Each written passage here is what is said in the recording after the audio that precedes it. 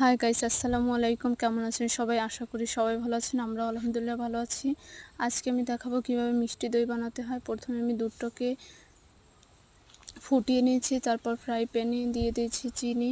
Caramel করব। Caramel করলে মিষ্টি দইয়ের কালারটা সুন্দর আসে। যখন লালচে হয়ে যাবে তখন চুলাটা অফ করে দিয়েছি। তারপর ফুটন্ত দুধ আমি ক্যারামেলের ভিতরে দিয়ে দিয়েছি। আপনারা চাইলে দুধটা আগেও উঠিয়ে নিতে পারেন। তারপর যখন ঠান্ডা হবে তখন দিয়ে দেব। সামান্য চিনি দিয়ে দিয়েছি। এখন দেব টক দই। মনে রাখবেন দইটা যেন এরকমের ঘন থাকে, ঘন দই দিলে ভালো হয়। তারপর ঠান্ডা হলে তারপর দিয়ে দিচ্ছি দই। তারপর যে বাটিতে দিব ওই বাটিতে নামিয়ে নিয়েছি, ঢাকনা দিয়ে ঢেকে